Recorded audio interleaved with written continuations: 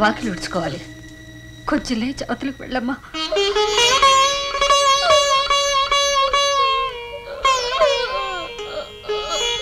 పొద్దున్నే ఇంటి ముందు కళ్ళాపి చల్లి ముగ్గేసుకోకపోతే దరిద్ర లక్ష్యం వస్తుందంటారు. నువ్వు వెళ్ళమ్మా.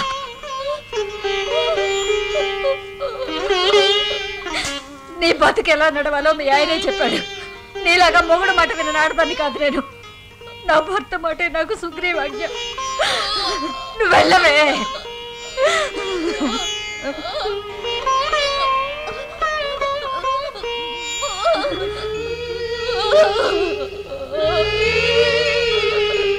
పురిటి స్నానానికి తిరిగి రావాలన్నానని ఈ నాటకం మొదలెట్టావా?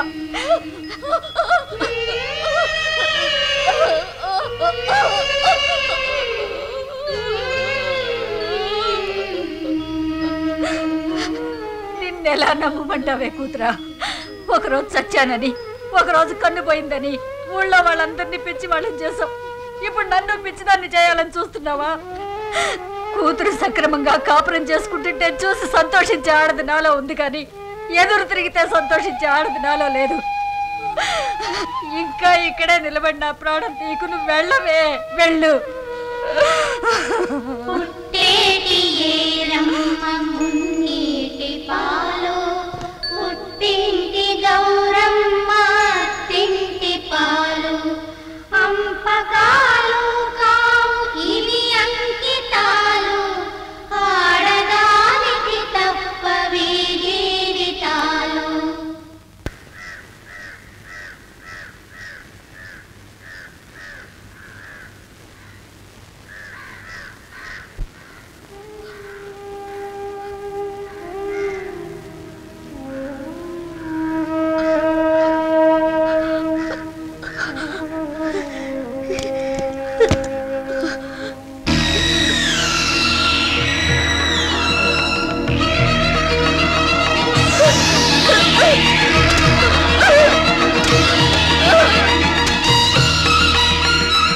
భాగ్యలక్ష్మి, ఏమిటి పని?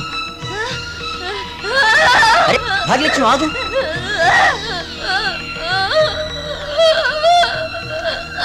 నా మాట విను. ఈ డబ్బే నీకు కష్టాలు తెచ్చుండొచ్చు, కానీ ఈ డబ్బే నీకు మేలు చేస్తుంది.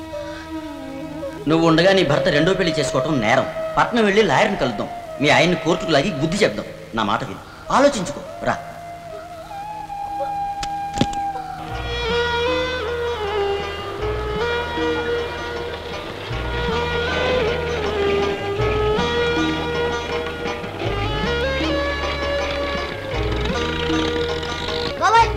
ఇప్పుడే విశాఖపట్నం బస్సు ఎక్కడిరా?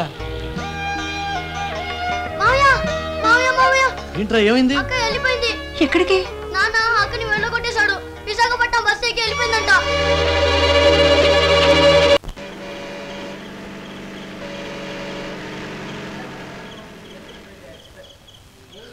లాయర్ గారు ఊళ్ళో లేరు, రేపు పొద్దున వస్తారట. ఈ రాత్రికి ఏదైనా లాడ్జీలో పడుకుందామా? పోనీ ఇక్కడే ఉందామా?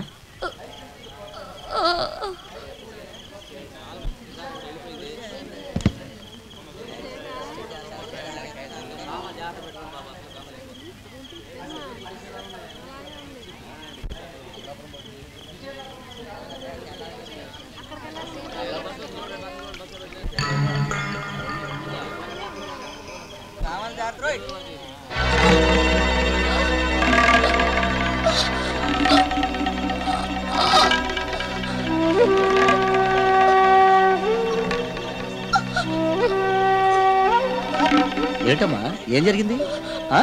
ఎవరి కోసం వెతుకుతున్నావు? ఏడవద్దు, ఇదిగో ఎవరి కోసం అమ్మా?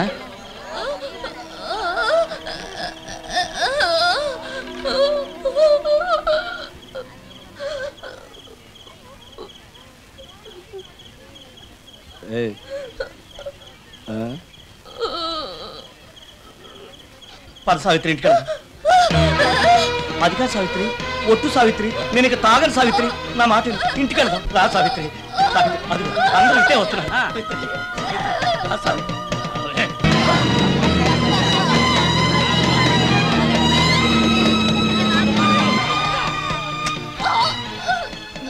మన కోడలు భాగ్యలక్ష్మి మీ అమ్మ నాన్న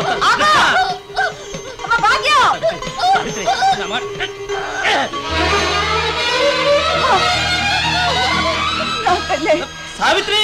ఏంటమ్మా ఏమైందమ్మా? ఎక్కడున్నావమ్మా? ఎవరమ్మా? ఇదేవిడు సావిత్రి మళ్ళీ మొదటికి వచ్చా. రా సావిత్రి, ఇంటికి వెళ్దాం. ఎవరా నువ్వు? ఎవరేమిటమ్మా? అది నా పెళ్ళం, నేను దాని మొగుణ్ణి. ఏం కూసావురా? నా కోడలు పట్టుకుని నీ పెళ్ళామంటా?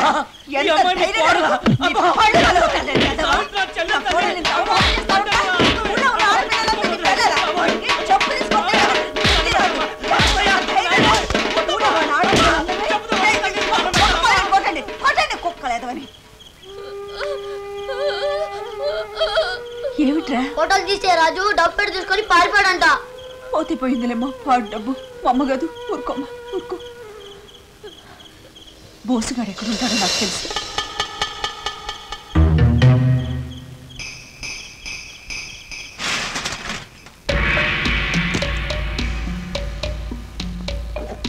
అన్నయ్య డబ్బంతా అడిగిచ్చేసరిగా ఇక నన్ను వదిలేసి వెళ్ళిపో. మనిద్దరం కన్నింగ్ కజిన్స్ ఆఫ్ ఆంధ్రాని వెనక్కి తిరిగితే ఎవరు ఎవరికి వెన్నుపోటు పొడుస్తామో మనకే తెలియదు. వెయిట్ ఎక్కువగా ఉందని షిప్ ఎక్కే వరకు ముగ్గురుది ఒకే మాట ఒకే బాట.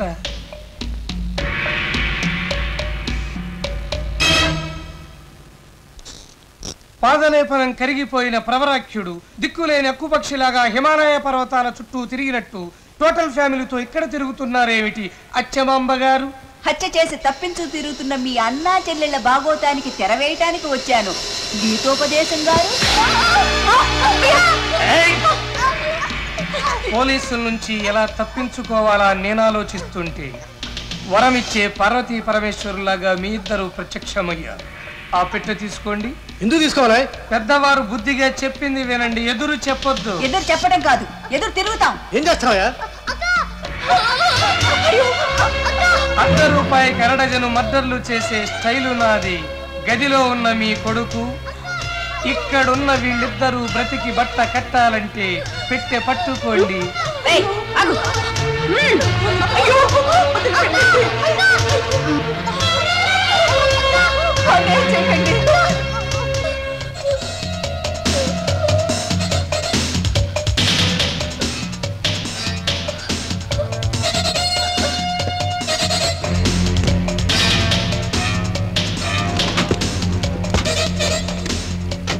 ఇది సంపూర్ణ తీర్థయాత్ర కాదు, సముద్ర తీరయాత్ర. షిప్ ఎక్కేలోపే ముప్పొచ్చినా మీరే చూసుకోవాలి, లేకపోతే మీ వాళ్లకు ఫినిషింగ్ టచ్ పోనివ్వరా.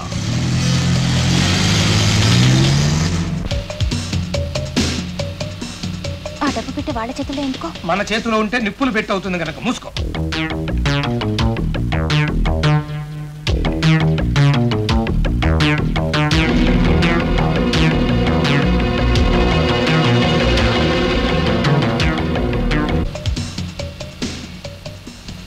గిరీశు ఎస్ఐ ఎదురుగా వస్తున్నాడు. వేనాపొద్దని చెప్పు అచ్చమాంబ. ఒకవేళ ఎస్ఐ వేనాపితే నువ్వే తెలివితేటలతో తప్పించు, లేకపోతే నీ కొడుకు నీ కోడలు.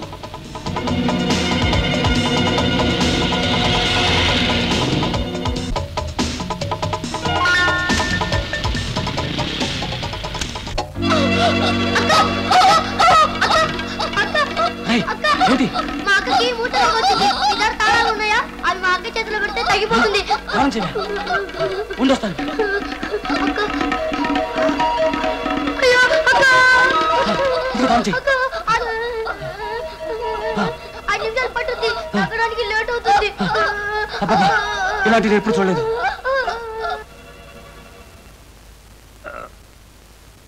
ఏం సౌండ్ రావట్లేదు? తగ్గిపోయిందా? గిరీశు ఎస్ఐ తిరిగి మనల్ని ఫాలో అవుతున్నాడు. అచ్చమాంబ, ట్రిక్ ఏమైనా ప్లే చేసావా? ట్రిక్కులు బుక్కులు మాకేం తెలియదు.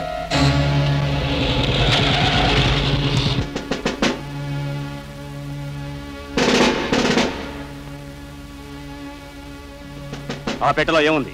ఆవిడ పంచులు నా షేర్లు. అదే నా పంచులు నీ షేర్లును. అవునండి. ఈ డబ్బు మీదేనా? లేదు సార్. వెనక ఎవరు లేరు సార్. వెనక ఎవరు లేరు సార్. ఎవరు లేరండి.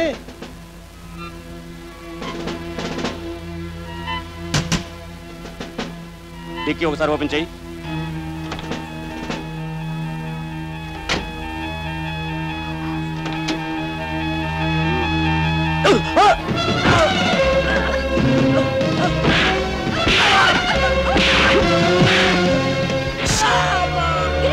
వాళ్ళు పారిపోతున్నారు. ఏమయ్యో అటు చూడు, సింహాద్రపన్న జాతర. గుడెప్కి వెళ్దాం, పరిగెత్తు.